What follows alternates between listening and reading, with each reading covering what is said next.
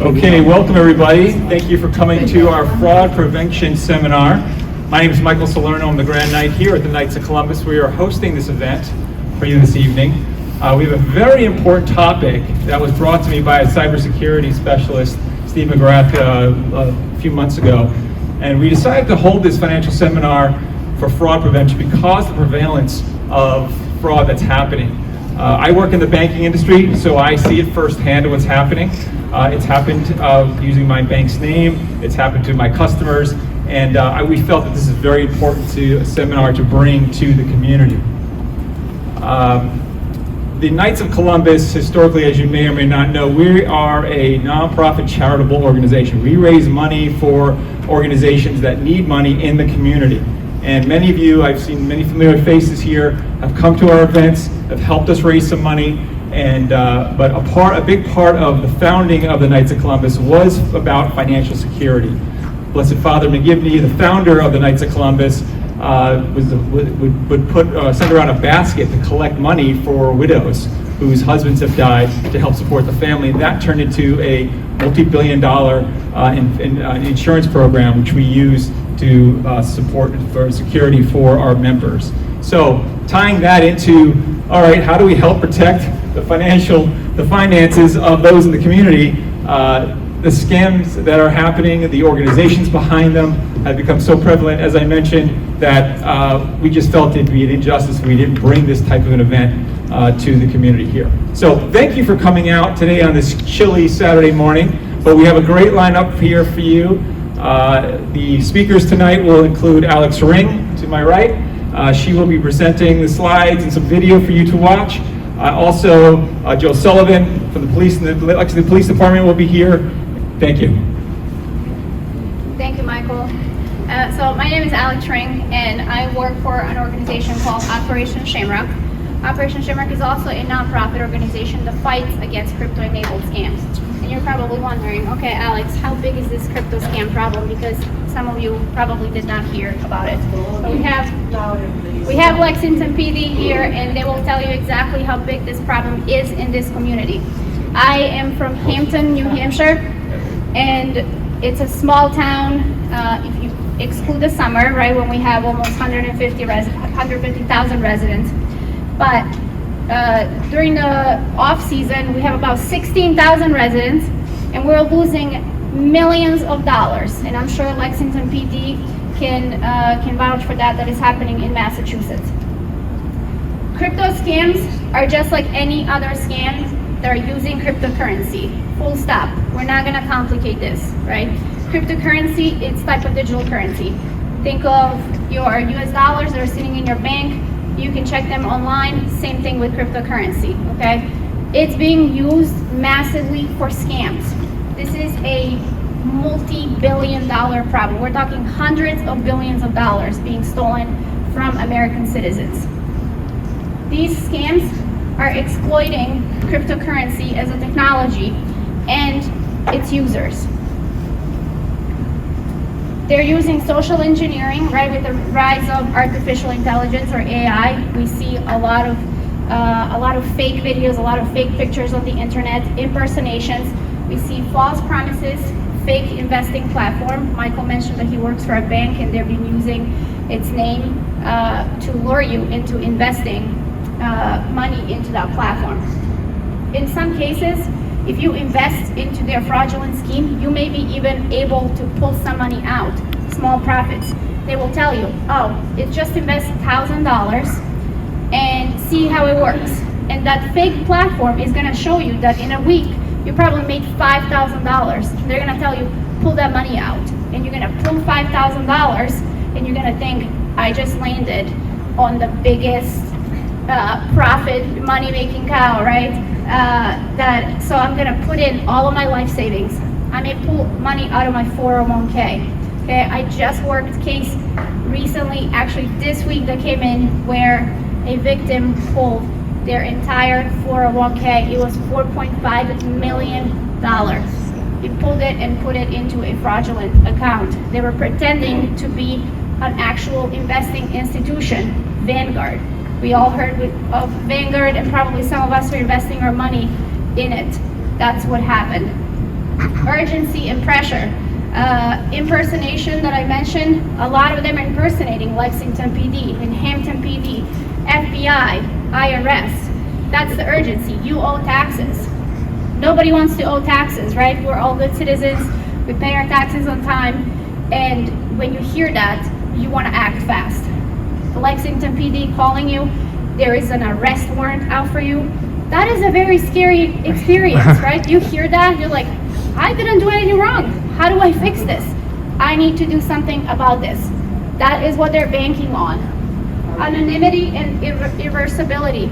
This is a cryptocurrency specific, right? We cannot reverse cryptocurrency. I investigated, Lexington PD is investigating it.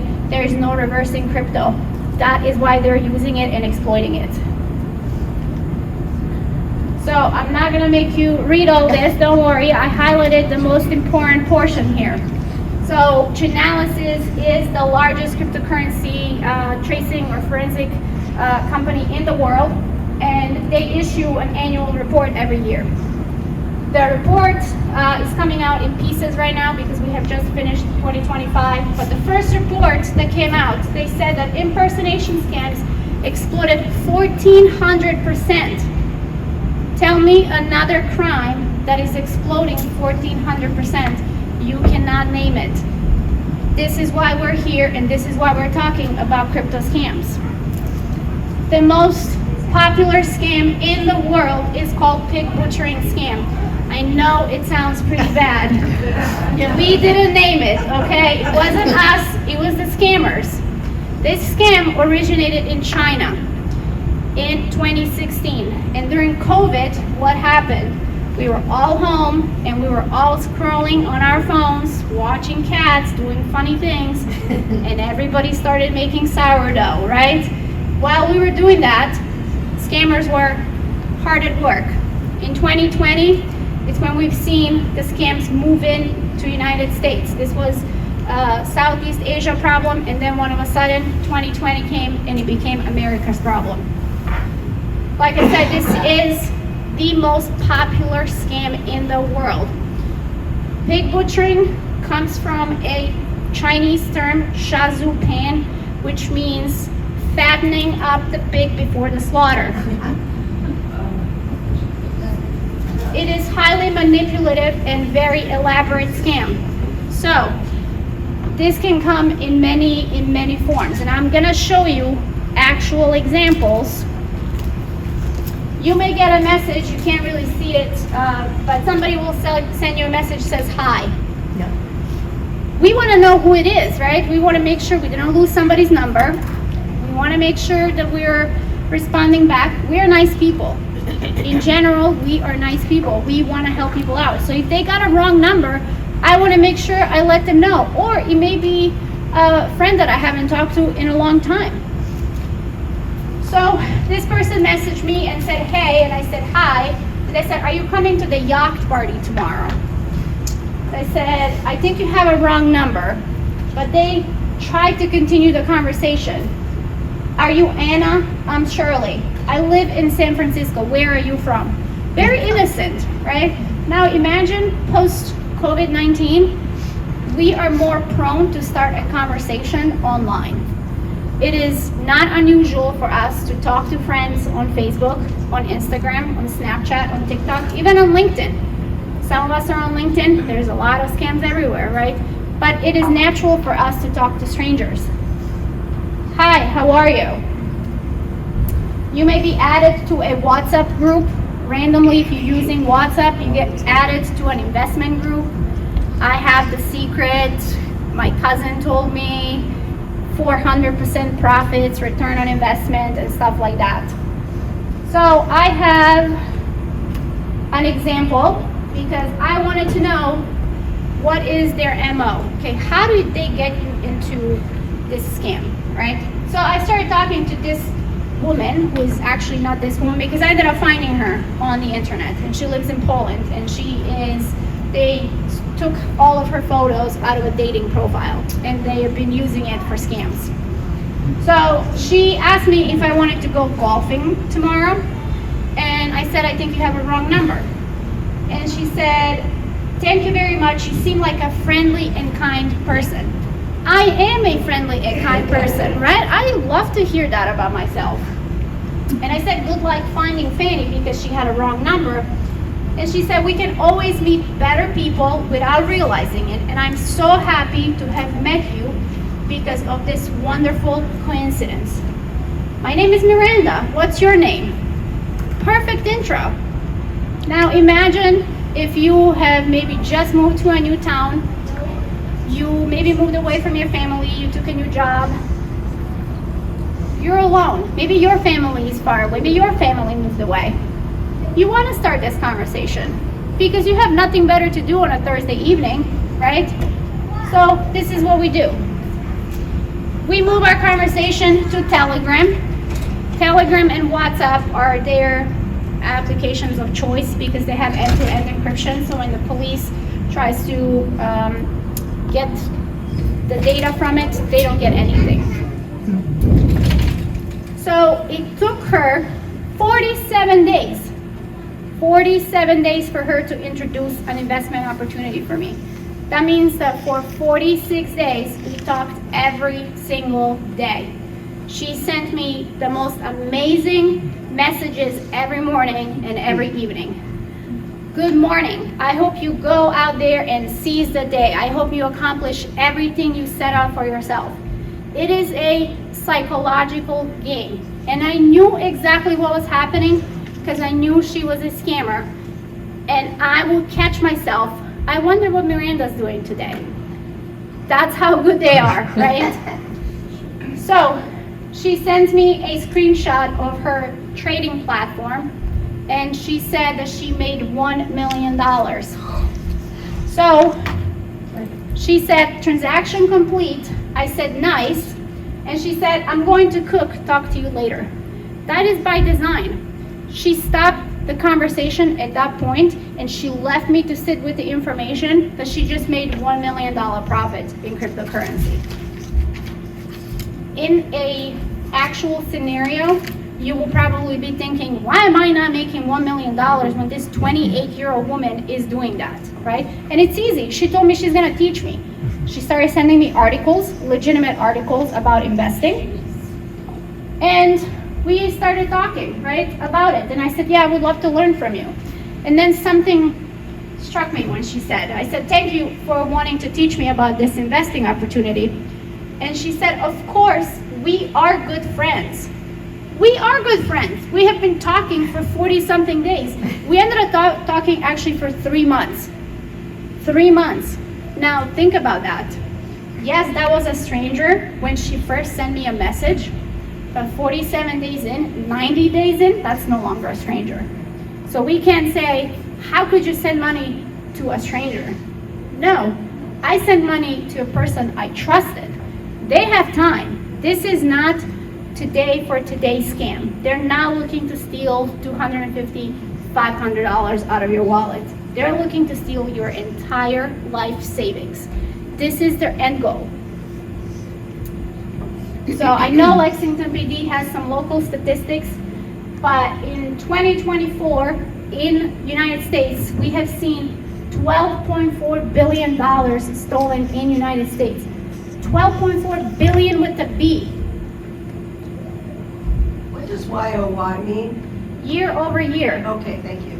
So from 2023, right, where we lost 5.6 billion to 12.4, and I would say that number is hugely underestimated because this number comes from the FBI. However, the FBI also says that only 1/3 or less than 1/3 of people actually go and report this crime because of shame, because of stigma, because of embarrassment. Because I just gave money to a stranger online. But like I said, it's not a stranger, right? It is social engineering at its finest. Yes, it's technology. Yes, it's cryptocurrency. It's social engineering. They're playing on our emotion. That's really what it is. That's it. Losses are grossly underreported, and I will give you resources where you can report this. But we need this. The local police department needs it, so they know how to properly staff their police department, right? If we're not reporting this to the police, police cannot help you because they don't know that this crime is happening. If we're going and we're telling them, hey, this has happened, this is happening in our community, they probably have a better chance of helping you out. Romance scams are also part of the pig butchering scam. Romance scam has been around for decades, if not hundreds of years, right? Now it just has a crypto aspect, that's it. It has moved to a digital platform because we have dating apps, we have Facebook, we have Instagram, we have all these social media platforms where we can meet people. Same concept applies, okay? This is a woman who her friend actually found her on a social media platform, and she said, hey, wait a minute, that's not Kim. And so she started talking with this person. It ended up being a scammer, and they took her friend's photos. It's that easy.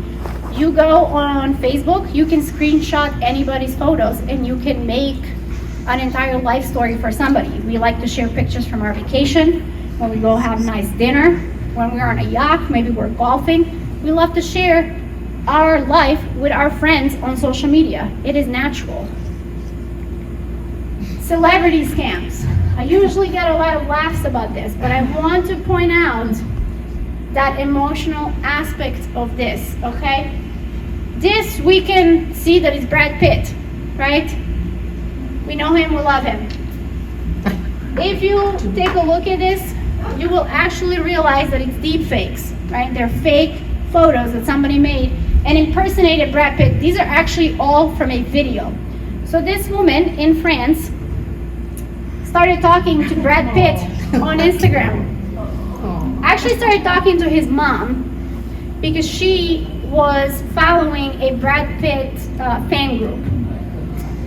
And when he was going through a nasty divorce with Angelina Jolie, that was a prime time for scammers to move in, right?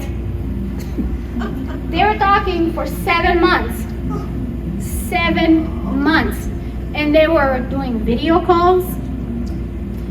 They were exchanging photos. So you're asking, how the hell did they do video chats? Through artificial intelligence. We can fake anybody nowadays. It is very easy. I'm sure Lexington PD knows, but Hampton PD in New Hampshire, they were trying to spoof numbers and they were trying to create false photos, and it was an app that they downloaded from the App Store on your phone. It was free, and they spoofed Hampton PD's number and they called another detective. Very easy. You don't have to be some hacker. It's nothing sophisticated. Everything is literally on your phone. Keanu Reeves, the most impersonated celebrity in the world. He is not on any social media, and he constantly keeps putting out information that he is not on any social media, and he would never ask you for money, but it is happening. Problem so big, a woman called Becky Holmes wrote an entire book about it called Keanu Reeves is Not in Love with You, because she joined Twitter in 2020 when we were all locked up in our homes, and 15 Keanu Reeves reached out to her. And so she started investigating it and wrote a whole book. It's a great read. Military impersonation is real. Very easy to impersonate military. Why? Because military is deployed. I am a service member actively serving in the United States Army Reserve. I'm gonna tell you, when we deploy, your taxes pay for our leave, okay? Thank you for paying your taxes. We do not ask for money, we do not need the money. There's a family emergency, the Army's gonna pay for it, military's paying for it. There is no need for you to send money if you're talking to somebody who is in the military. Oil riggers, same thing.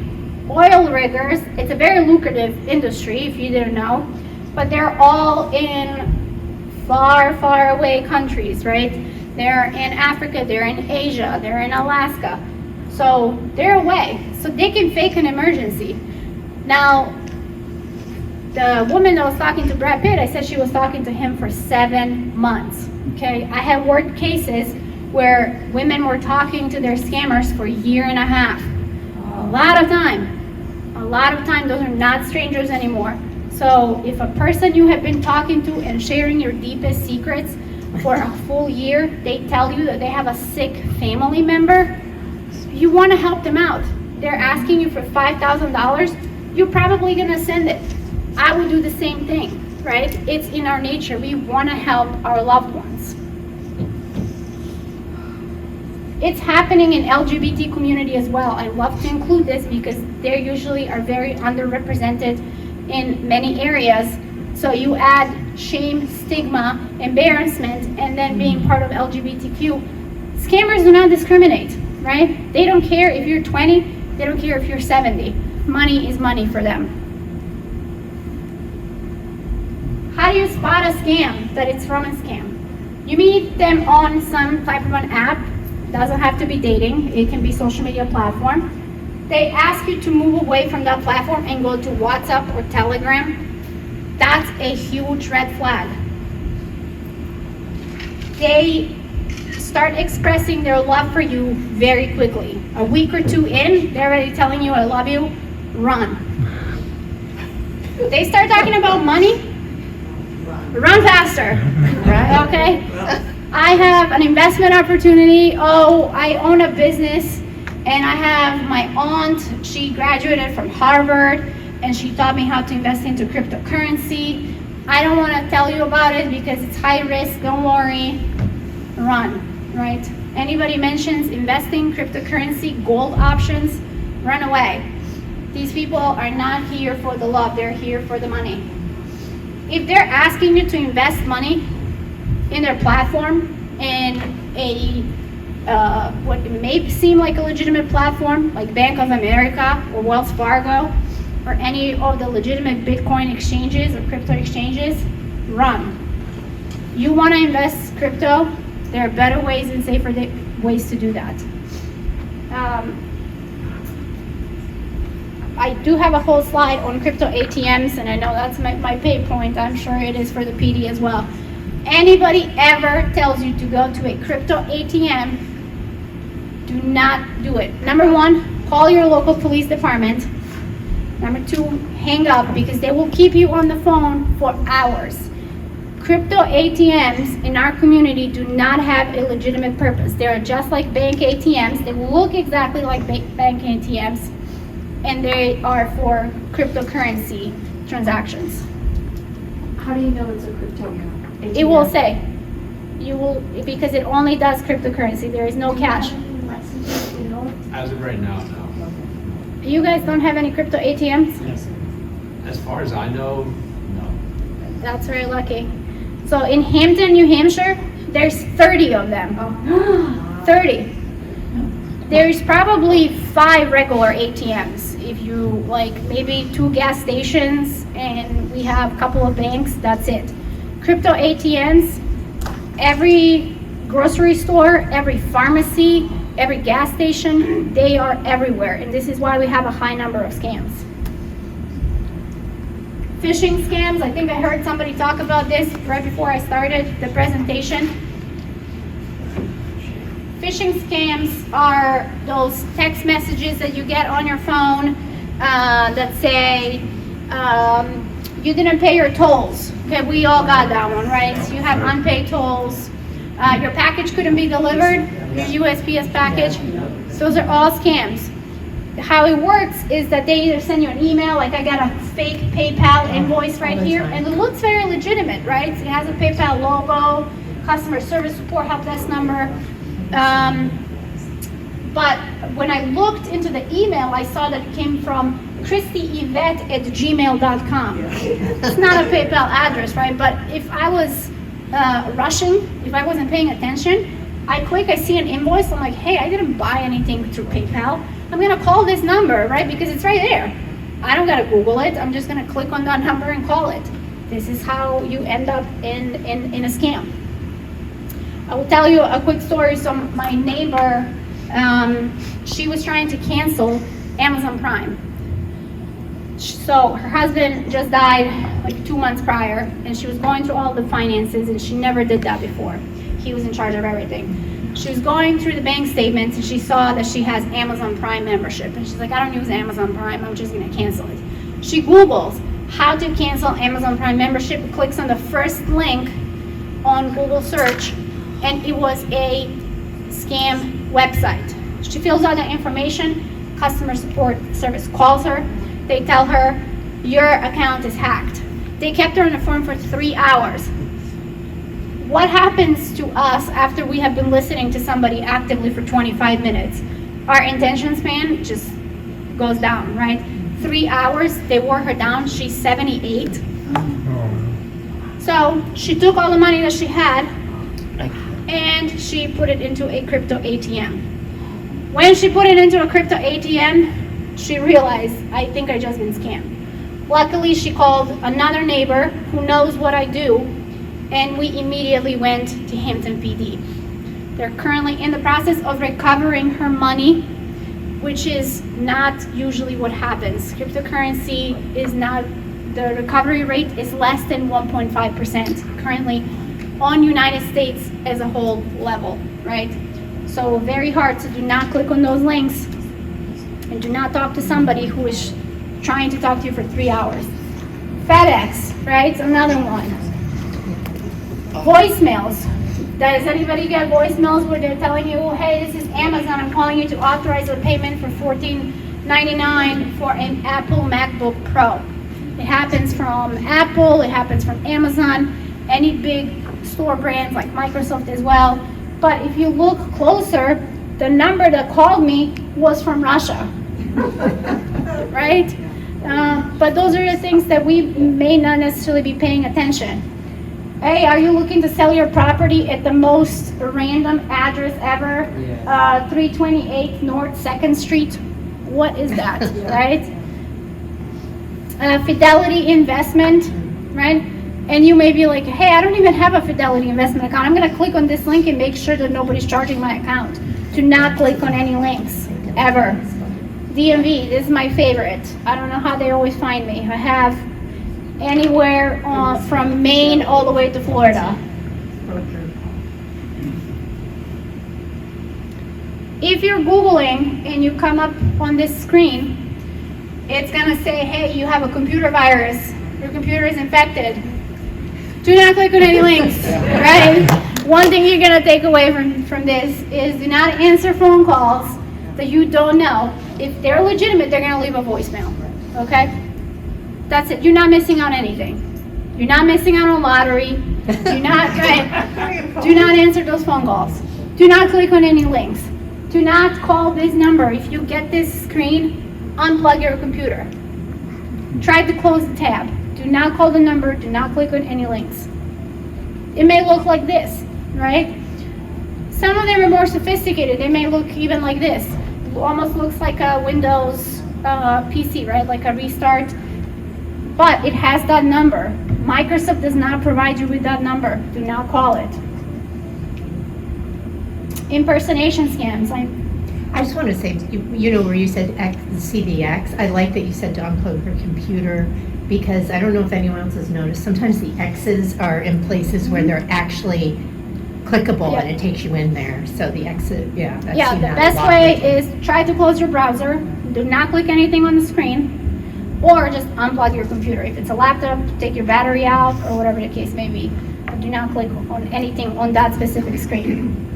Impersonation scams, I mentioned that at the beginning, right? There's an arrest warrant out there for you. You owe taxes, so IRS is calling you. FBI is calling you. And I mentioned that it's very easy to spoof numbers. Very easy. You register your business with the state, any state, it's a public record. They will spoof the number from the Secretary of State and call you about your business and try to steal your information. I know because it happened to me. So I have a video. I hope it's gonna work this time too. So a lot of times it might take people 3 days to realize they've been scammed, right? But when I tell you it's time sensitive, like within 24 hours, we have a checklist we can fill out and send it to the Secret Service, and then they can assist us with trying to recover that money. But if it's not within that, 24 24 to 48 hours, there's really, there's not much we can do. We're obviously going to take the report. It's all going to be on record.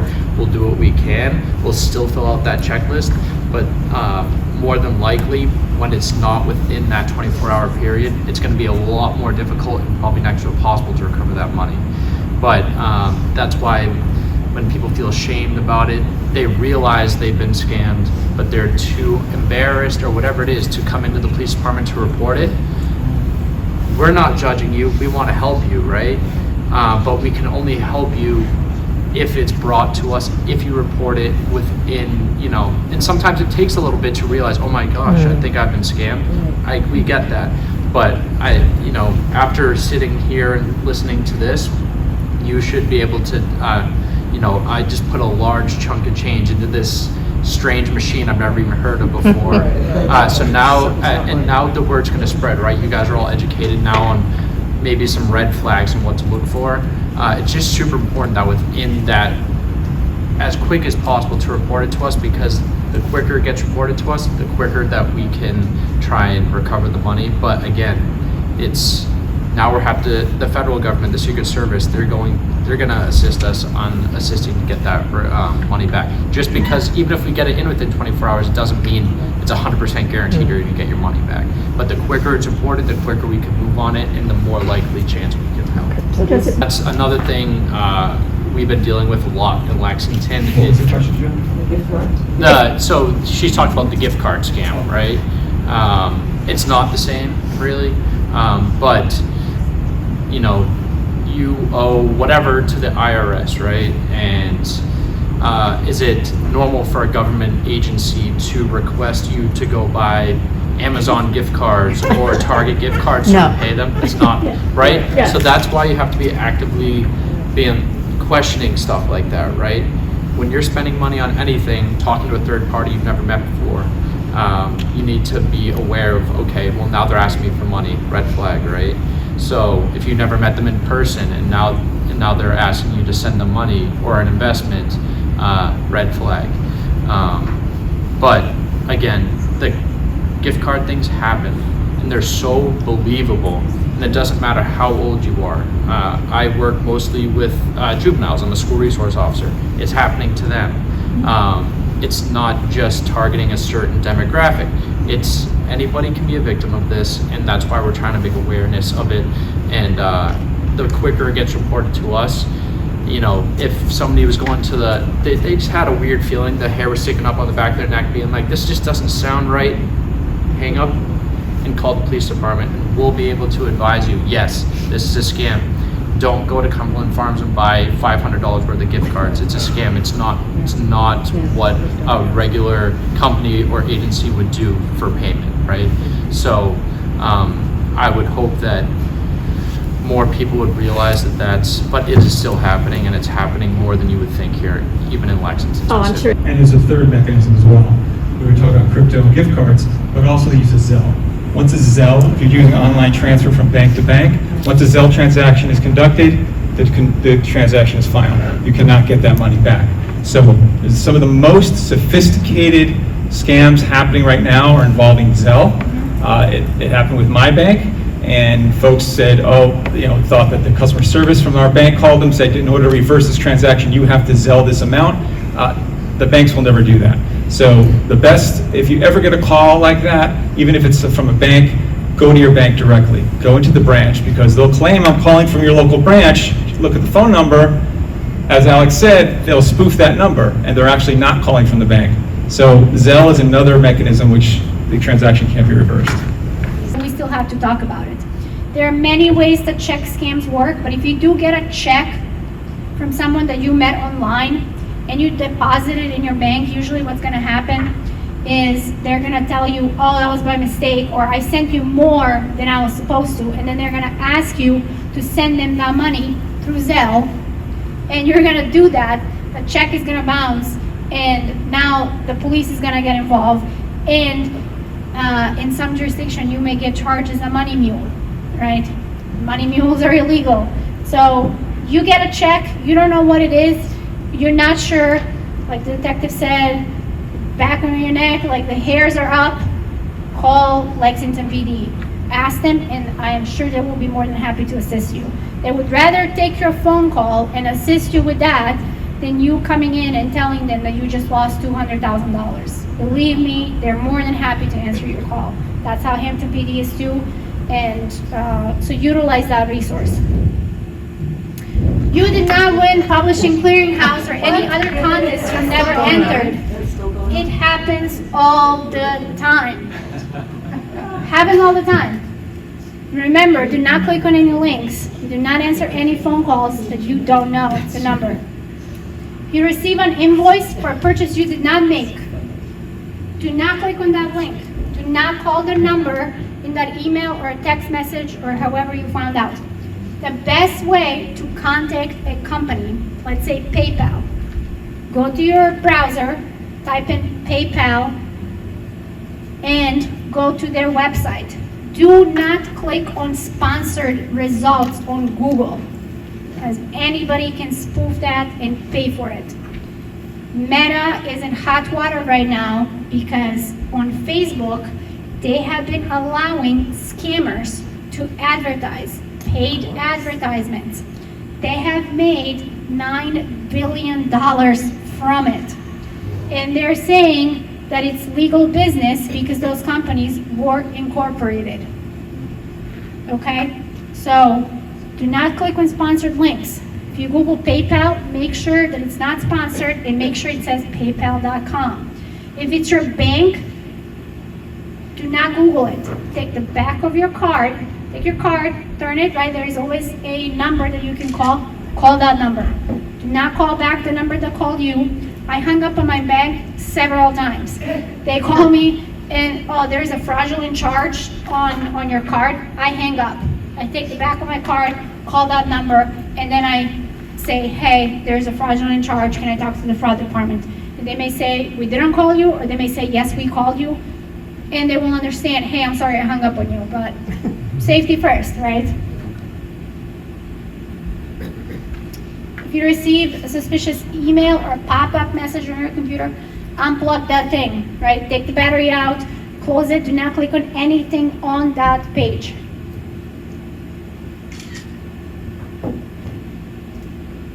Don't worry, I got more. If an extremely attractive person you met online, and trust me, they're all attractive. I have seen hundreds of them, and they're all young, good-looking people. For a reason, we trust attractive people more. There's a whole social study, I'm not making this up, there's a whole study about that we trust more young and attractive people. It's just the nature. That's why they're all young and attractive. If you never met them in person and you can't meet them in person because they're constantly coming up with excuses and they're asking you for money because their family member is sick, because they want to come home from a deployment, because they have an investment opportunity once in a lifetime, run. If you receive a phone call from a financial institution or a business that seems suspicious, hang up. Just talked about that, right? Try to find a legitimate number for that organization. Scammers have been impersonating police officers. If Lexington PD or your sheriff's department is calling you and telling you that there's an arrest warrant out there for you, hang up on them too. Lexington PD is gonna be okay with that if you hang up on them and they're actually calling you, right? Call the non-emergency number or go to the PD. Walk into the PD and say, hey, somebody called me telling me that there is an arrest warrant for me. Can I show my wife and my clip? I don't mind if I interject. Yeah. Sometimes you don't have a number and it pops up. Maybe it's this person. That could be legitimate. But sometimes if you open up your phone, it says Lexington Police Department calling me and it says it under the name ID.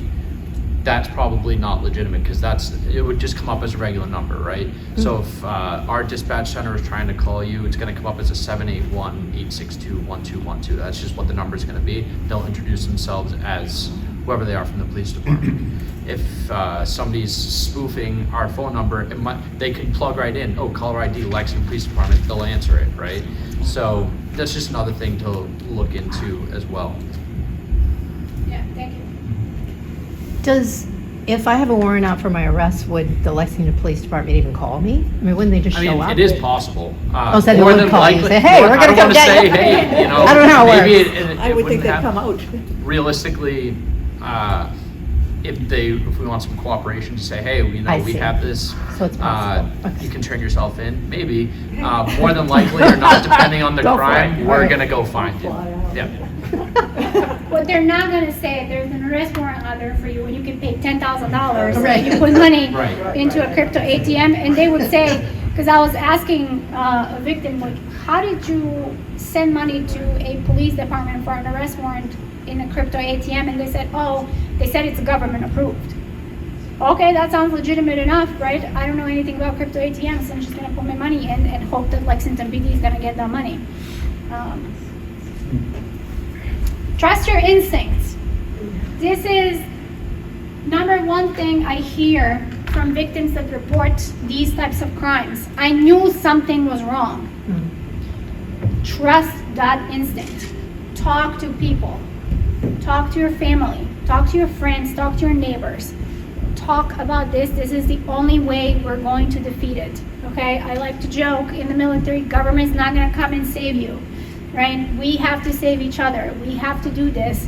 This is a community problem. So we got to talk about it. Trust your instincts. If you already got scammed and lost money, Lexington PD is your first stop, okay? And they will instruct you further, probably to fill out an FBI IC3 report. PDs can do that for you as well. But your local police department, that is the first most important step. If your police doesn't know that you lost money, they cannot help you. So if there is a possibility for recovery, they don't know how to identify you, okay? FBI just recovered $15 billion of scam crypto. And they're identifying victims right now through the FBI IC3 report that was filed for those victims. That's the only way to identify you. If the police and law enforcement doesn't know that you lost money, they cannot make you whole. I just touched up on this, where to report. Local jurisdiction should be your number one place. You are very lucky. I do this all around the country, and I hear horror stories from local police departments who think that it's not their jurisdiction to investigate crypto crimes because they do not understand that this is wire fraud. That's it. It's just a different type of currency. This is wire fraud. This is financial fraud. Full stop. So consider yourself very lucky that Lexington PD is very involved in the community programs, right? They're here on a Saturday morning talking about this. They have handouts for you. And they will gladly take your calls if you have any doubt, and they will try to do everything to help you out to recover your money. Utilize that resource. Having good and competent law enforcement understands cryptocurrency crime is so valuable. So utilize that resource. IC3.gov, that's the FBI website where you can report. FBI is a depository for all these scams. This is how we get our numbers on a state level, on a United States level, and they break it down by states as well, so we can see how we're trending here in New England. I will say New England is disproportionately hit with these scams because we have wealthy communities. We have a lot of retired communities. This is why we have this problem in Hampton specifically, because it's a lot of wealthy retirees, right?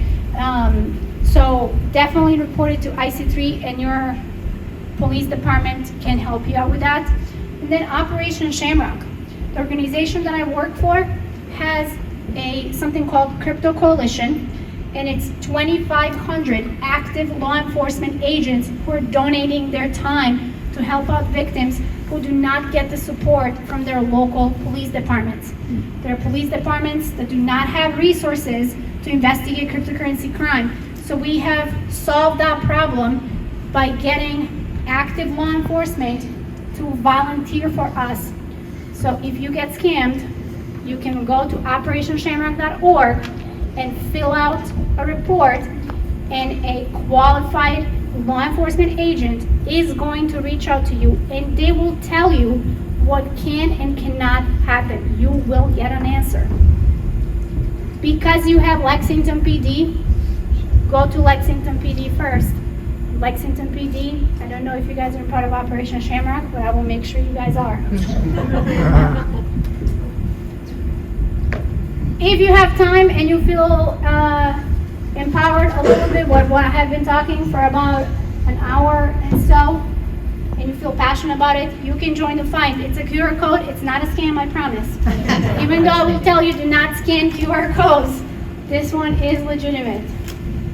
So I will open it up to Q&A, and I know Detective has some handouts, and he can talk about a little bit about what is happening on a local level. In 2024, 217 incidents. And in 2025, 149 reported incidents. Are they all flipped up? No, these are all just, these could be any of these scams, yeah, any fraud, that's what these numbers Why show. is it coming down?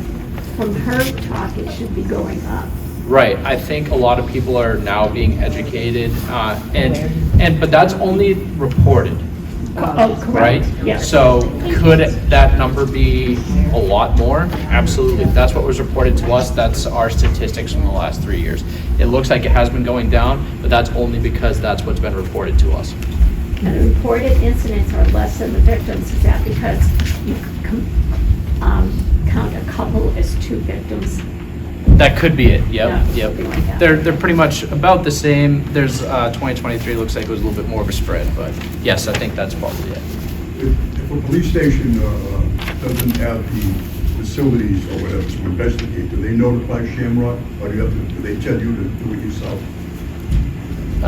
So I don't know if we work specifically with Shamrock. We could, and we have some people, major crime detectives that will majorly take most of the cases when it comes to fraud. They have connections on their end. A lot of the times that I've seen personally, I don't deal with this all the time. I'm mostly in the schools and I do a juvenile detective. But some of our major crime guys, they have their connections through Secret Service or FBI, whatever it be, that they report all these crimes to as well. And then just getting as many assets to try and recover the money as quickly as possible. That's usually our game plan on that. Go ahead. On your brochure, you say that you are currently seeing problems with tech support. Now, I have been having problems with tech support for what I thought were legitimate services. And I'd like to know what you mean by that. One of the things that I showed, right, like you have a virus on your computer. You may get an unsolicited call. You may not even call them. They may call you because you have, so now remember, where they're getting all these phone numbers for you and email addresses are through data breaches, right? And everybody around here had a data breach. Microsoft had a data breach. IRS had a data breach. Department of Defense had a data breach. Banks, AT&T, there is data breaches. So they get that information about us, our first name, last name, email address, phone number, some cases addresses. That's how they send you fake letters and give you calls, and they verify, right? If you got a fake bank, like, oh, there's a fraudulent charge and this is Chase telling you, they have your address. They may even have your full credit card information. They're just looking to fill in the pieces, right? They will ask you to verify the last four of your social security.